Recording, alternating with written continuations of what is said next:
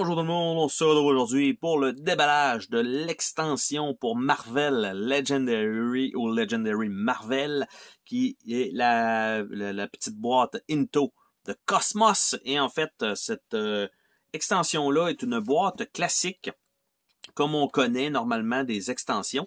Cependant, elle est beaucoup plus pesante que les autres. Parce qu'à l'intérieur, au lieu d'avoir 100 cartes, nous avons 200 cartes. Donc, je m'attends à avoir probablement 2 decks de cartes, tout simplement.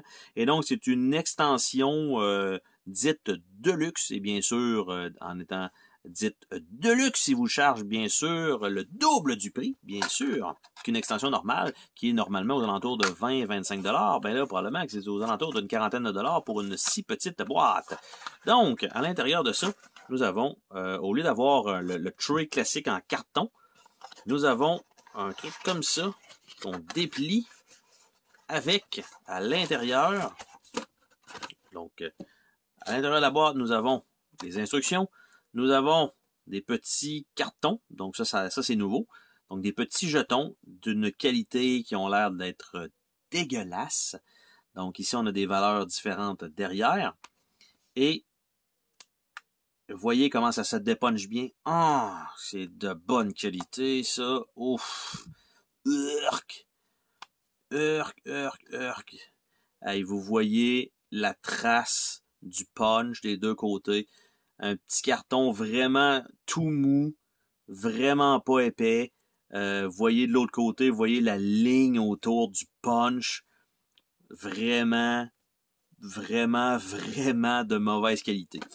Donc, ceci étant dit, le reste du jeu, ça n'a pas d'impact directement dessus, mais c'est quand même un jeu à la longue, qui est quand même assez onéreux, surtout quand il y a à peu près une quarantaine d'extensions de sortie, et que vous voulez toutes vous les procurer, ben ça fait quand même un produit d'un certain prix au total. Et là, vous nous dites que c'est ça votre version Deluxe à fournir, des jetons, ça c'est des versions Deluxe. J'aime pas, je voudrais pas voir votre version normale. Donc, l'extension elle-même, donc on est dans le Cosmos maintenant. Donc nous avons 18 Shard Tokens qui représentent de l'énergie cosmique. Donc c'est nouveau. On peut dépenser un Shard pour avoir un +1 d'attaque. OK. Puis les méchants peuvent aussi avoir des Shards qui vont leur donner aussi un +1. On peut détruire des Shards. On a le Danger Sense on Villain. On a Celestial Boon, Contest of Champion, Cosmic Threat. Et on a le contenu du jeu. Donc quand même plusieurs mots-clés, plusieurs concepts supplémentaires qui viennent avec cette extension-là. Donc on a 2 decks de cartes qu'on va regarder ensemble. On va les ouvrir. Donc ça, au moins, les cartes sont toujours similaires d'une extension à l'autre, ce qui fait qu'on n'a pas trop de difficultés à se mettre dans le bain avec ça. Et là, je veux voir si c'est l'entièreté des decks qui sont séparés et que c'est correct, ou si chacun des decks est complètement... là, déjà, ça se sépare probablement en groupes de cartes. C'est ce que je dirais, donc parfait. On va laisser ça tel quel. On voit, vous voyez les lignes. C'est exactement comme ça que les decks sont définis. Donc ici, je vais supposer que ça doit arrêter là. Ça doit arrêter là. Ça doit arrêter, j'allais dire là, mais il y en a un petit peu plus. Après ça ici. Donc des personnages probablement un petit peu moins connus, de ce que, en tout cas, du moins de ce que je vois. Aussi des personnages des Gardiens de la Galaxie. Et ce personnage-là, ici. Donc, on va commencer par, nous avons des bystanders qui sont ajoutés, donc on va ajouter dans les autres decks. Legendary Game Designer. Et Board Gamer. OK. Donc, tout simplement. Dans les héros, nous avons Philavel. Je connais pas du tout ce personnage-là. Donc, on a toujours une série de cartes qui se ressemblent sur le dessus, évidemment, avec la même image. Après ça, on a Quantum Sword. Donc, on a cette carte-là disponible aussi. Nous avons Martyr, 3 fois. Et la carte ultime, qui est Avatar of Oblivion. Donc, je connais pas du tout ce personnage-là. Donc, on a ça. On a ici Captain Marvel, mais comme vous voyez, Captain Marvel, Marvel, séparé. Donc, avec 2 L. Et non pas Captain Marvel avec juste un L. Pas Carol Danvers. Cosmic Awareness. Par la suite, nous avons Kree Genetic, qui est probablement, encore une fois, on parle des Kree, ça doit ressembler beaucoup donc à Captain Marvel, mais l'autre. Après ça, nous avons Channel de Negaband et Protector of the Universe. Donc, c'est peut-être un personnage qui existe alternatif à Captain Marvel. Nous avons, par la suite, le personnage Kassar, qu'on ne connaît pas du tout. Donc, Kassar. Après ça, nous avons la version Cosmic Champion. Ben, pas la version, mais la carte. Après ça, Manipulate Graviton. En fait, c'est la même que ça ici. Et ça, c'est la même que ça ici. Et Quantum Band. Donc, ça, ici, comme ça. Les images sont quand même très, très, très jolies. Et The Star Brand. Donc, voilà, la carte ultime. Par la suite, nous avons Adam Warlock, là, un petit peu plus connu. Donc, Adam Warlock, avec Transmute Matter. Regenerative Cocoon. Donc, pour Adam Warlock. Après ça, Soul Blast. Et Manifest de Soul Gem. Donc, on a ça. Par la suite, on a un personnage qui s'appelle Moon Dragon, avec Peaceful Meditation. Nous avons Psionic Warning, qui ressemble un petit peu à Mantis, je trouve, quand même, comme personnage. Psychokinetic Blast. Et Lunar Dragon Form. Donc, carte ultime.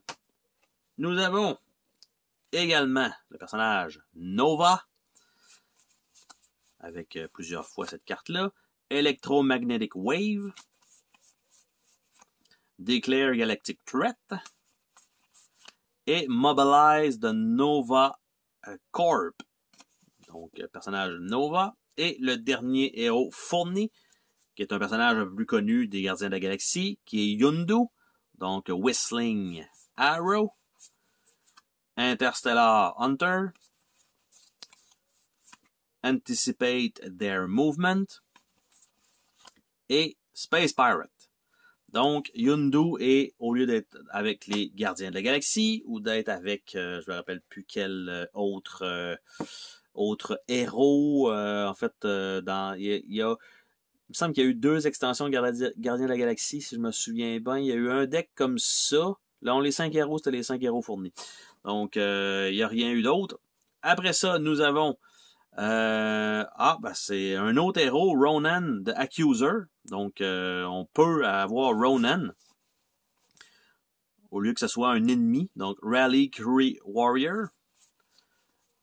Accuse Enemy of the Empire. Et Seek the Infinity Gem.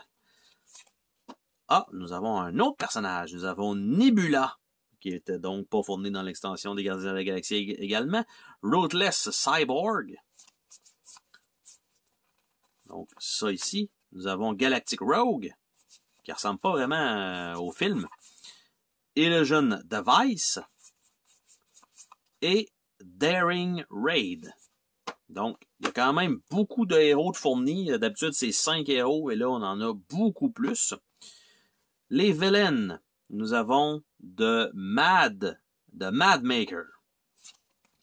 Donc, comme ça. Après ça, nous avons The Shaper of the World. Nous avons Kubik. Nous avons Cosmos. Nous avons The Trader, qu'on a vu aussi dans les Gardiens de la Galaxie, qui est joué par Benicio del Toro, si je ne me trompe pas. Après ça, nous avons The Runner. Nous avons The Collector. Non, c'est le Collector. Plutôt, c'est pas le Trader. The Champion of the Universe. Nous avons Gamenon the Gatherer. Nezar the Calculator. Exitar the Exterminator. Arishem the Judge. Tiamut the Dreaming Celestial. Par la suite, on tombe dans un autre groupe de villains. Nous avons le Black Dwarf. Nous avons Corvus Glaive. Donc ça, c'est le gros, en fait, dans le film Endgame. Infinity War aussi, celui avec le genre de bras probablement spécial. Là. Après ça, Corvus Glaive, très connu aussi. Nous avons Super Giant, qu'on n'a pas vu dans le film. On a Ebony Maw, qu'on a vu dans le film. Proxima Midnight aussi. Donc, ça, ce sont pour les villains. Après ça, les henchmen. Nous avons Sidera Maris, Bridge Builder. Donc, ça, il y en a un certain nombre qu'on va mélanger avec le reste. Après ça, on a Universal Church of Truth. Donc, ça, évidemment, il y en a un certain nombre aussi qui sont exactement toutes pareilles.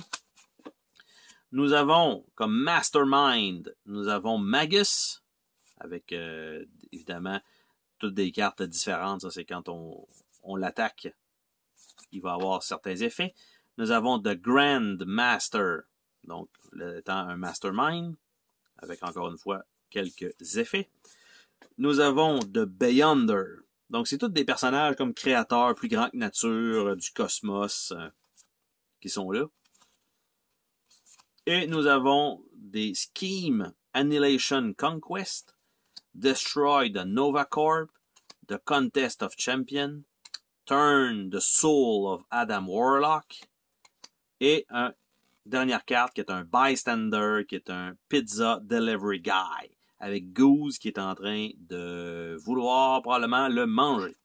Donc, c'est l'entièreté des cartes qui est fournie dans cette boîte. Donc, on parle de 7 héros, 3 Masterminds, plusieurs groupes, évidemment, c'est toujours fourni pour les Masterminds. On a évidemment un paquet, une petite feuille de règles qui est la même chose que les règles normales, mais dans une version de luxe, évidemment, parce qu'on a le double des cartes, là.